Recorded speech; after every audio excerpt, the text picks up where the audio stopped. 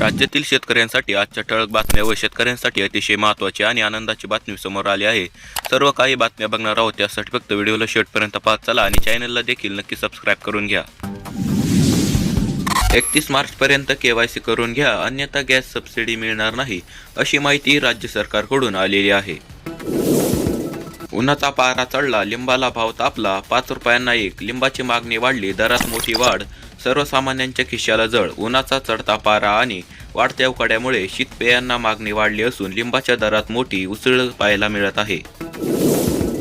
लाडकी बहीण योजनेत महिलांच्या खात्यात जानेवारी महिन्याचा हप्ता जमा करण्यात आला आहे, पण जवळपास 86 लाख महिलांच्या बँक खात्यामध्ये जानेवारी महिन्याचा हप्ता जमा झालेला नाही। यामागचे कारण काय? लाडक्या बहिणींचा हा प्रश्न।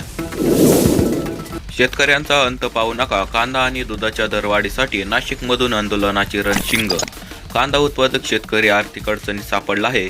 या पार्श्वभूमीवर कांद्याला तातडीने हमीभाव जाहीर करून त्यांची प्रभावी अंमलबजावणी करावी।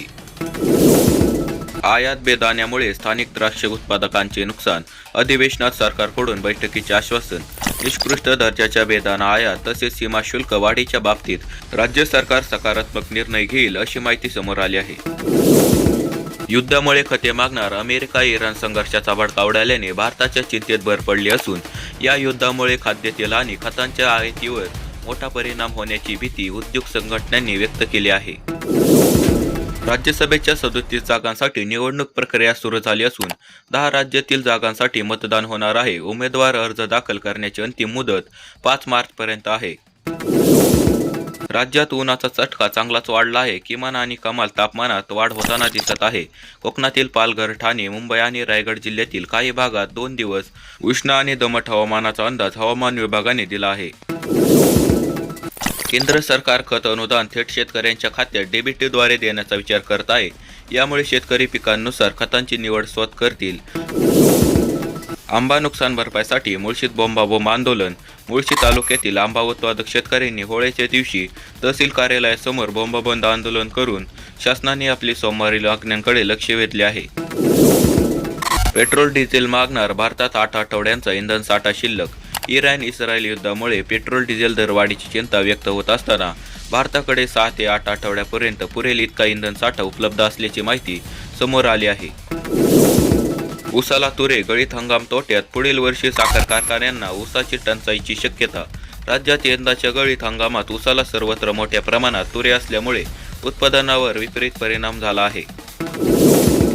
इराण आणि इस्रायल यांच्यात सुरू असलेल्या युद्धजन्य परिस्थितीचा थेट परिणाम राज्याच्या शेतमाल निर्यातीवर झाला असून मुंबईहून विमानमार्गे आखाती देशांकडे होणारी निर्यात पूर्णपणे ठप्प झाली आहे।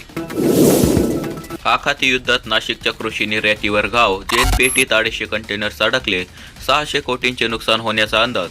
आखाती देशांमध्ये सुरू असलेल्या युद्धजन्य परिस्थितीचा थेट परिणाम नाशिक जिल्ह्यातून होणाऱ्या द्राक्ष, कांदा, केळी तसेच इतर कृषी मालाच्या निर्यातीवर झाला आहे। मविवाकडून शरद पवार यांचे नाव निश्चित, राज्यसभेच्या जागेवरील दावा काँग्रेस ठाकरे गटाने सोडला आहे। राज्यसभेच्या जागेसाठी महाविकास आघाडीवरून ज्येष्ठ नेते शरद पवार यांचे नाव निश्चित केले आहे। बांबू उद्योगाला प्रोत्साहन देण्यासाठी सरकारकडून उपाययोजना। राज्यातील बांबू उद्योगाला प्रोत्साहन देण्यासाठी सरकार विविध उपाययोजना करत असल्याची माहिती अर्थसंकल्पीय अधिवेशनात दिली आहे। प्रांताधिकारी तहसीलदार गावातच येणार, या 16 सुविधा गावातच मिळणार।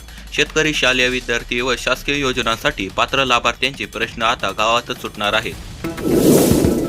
इस्रायल आणि इराण यांच्यातील युद्ध तीव्र झाले असून हार्मुझ समुद्रधनी जहाज वाहतुकी बंद करण्यात आल्या आहेत। यामुळे भारताच्या खतांच्या आयातीला धोका निर्माण झाला आहे। कर्जमुक्ती योजनेत भेदभाव न करता 7/12 उत्तरेवरील पतसंस्था व्यापारी सहकारी बँकेचा समावेश करावा, अशी मागणी शेतकरी संघटनेच्या शिष्टमंडळाने देवेंद्र फडणवीस यांच्या जिल्हाधिकारी यांच्या माध्यमातून निवेदन देऊन केले आहे। वैजापुरात खरेदीची उद्दिष्ट कमी, शेतकऱ्यांची 20,000 क्विंटल मका घरातच। शासकीय खरेदी रखडली, शेतकऱ्यांची चिंता वाढली। विहिरीवरील पाणीपट्टी आकारणी बंद करा, नोटिसांमुळे शेतकरी संतप्त।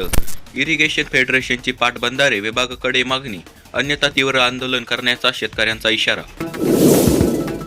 मार्चमध्ये शेतकरी व सर्वसामान्यांना मिळणार पीएम किसान योजनेचा हप्ता। 10 तारखेला 2,000 रुपये शेतकऱ्यांच्या व सर्वसामान्यांच्या खात्यात जमा होण्याची शक्यता। हरभरा पिकाला कुठे 10 क्विंटल तर कुठे फक्त 3 क्विंटल उतारा। रोगराईचा फटका व उशिरा पेरणी केलेल्या हरभऱ्याचे उत्पादन घटले. रब्बी हंगामातील नवीन गव्हाची आवक बाजारात सुरू झाली आहे. लोकवन, शरबती आणि तुकडी गव्हाला चांगला उठाव मिळत असून गुणवत्ता आणि वाणांवर भाव अवलंबून आहेत.